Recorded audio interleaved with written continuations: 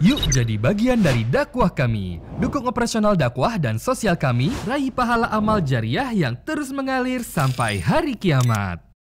Dan ini ada beberapa fenomena juga saat belakangan ada fenomena yang dinamakan dengan jilbab yang tertukar.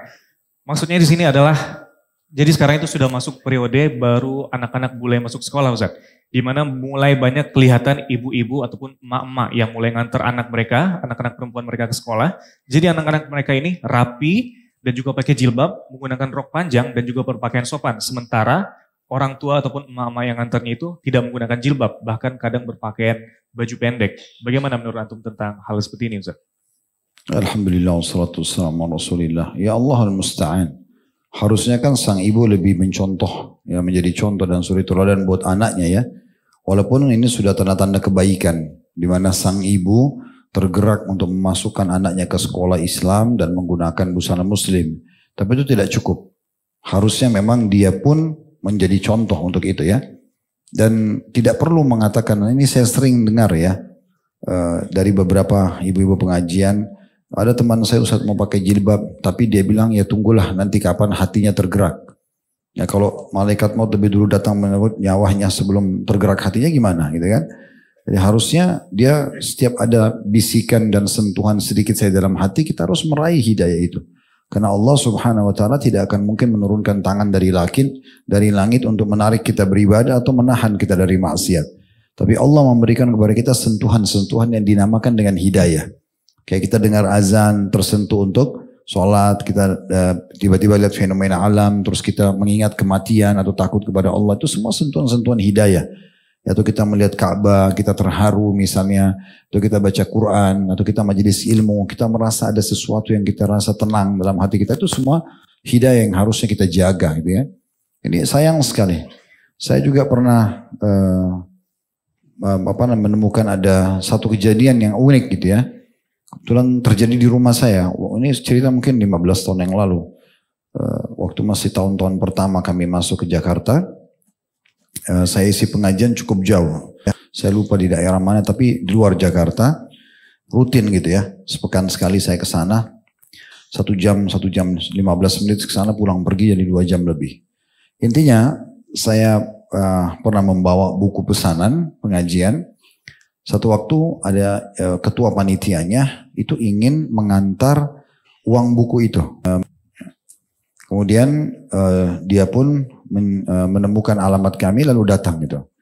Tapi tiba-tiba saya lagi dalam rumah mempersiapkan pengajian untuk keluar dari rumah sekitar 9:30 pagi. Ada satu ibu datang terus disambut sama istri saya. Terus istri saya masuk ke dalam, dia bilang ini ada ibu datang cari tapi sepertinya agak unik gitu. Saya bilang kenapa? Karena dia pakai rok pendek, nggak pakai hijab. Jelas sudah nggak pakai hijab, kalau pakai rok pendek, pakainya terbuka. Tapi dia ngaku ibu pengajian dan katanya mau ketemu sama Ustadz. Ya udah coba temuin dulu deh, tanya kalau gitu.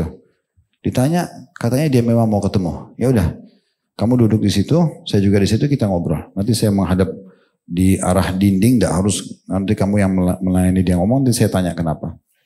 Begitu saya duduk. Saya membelakangi beliau, dia sama menghadap sama istri saya, terus saya tanya, ada apa Bu? Terus dia bilang, mungkin Ustadz tidak kenal saya, tapi saya Ibu Fulan. Ternyata ini ketua majelis ta'limnya. Ya, yang rutin saya isi. Dan saya kalau ke sana jilbabnya syar'i banget itu. Ya.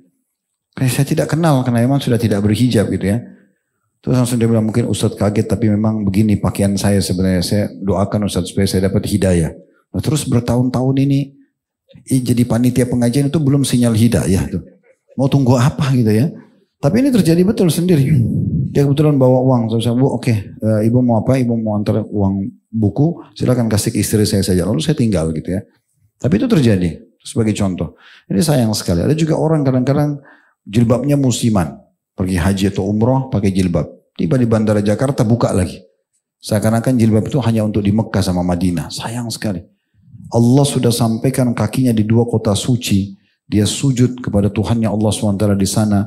Dia lihat kaum muslimin dengan fenomena hijab dan pakaian syar'inya.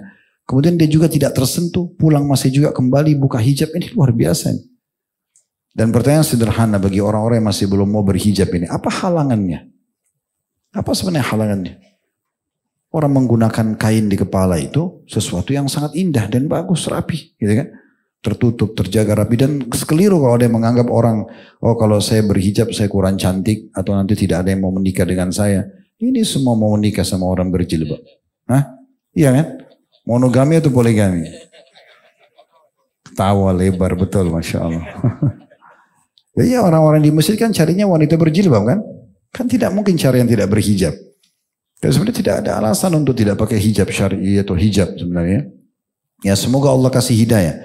Kalau saran dari kami tentunya dia harusnya menjadi suri tauladan buat anaknya. Ya, dia pakai jilbab dan dia mengubah sudah sekarang polanya menjadi muslimah yang baik. Mumpung juga anaknya masuk ke sekolah Islam ya dia tunggangi keadaan itu justru untuk memperdalam iman juga. Dia bisa bersama komunitas wali-wali murid di sekolah itu. Dia bisa ikut kajian-kajian yang ada misalnya. Dia bisa konsultasi sama ustadz atau pakar agama yang ada di sekolah itu misalnya. Itu kan semua sangat membantu. Ya, semoga Allah perbaiki keadaan ini.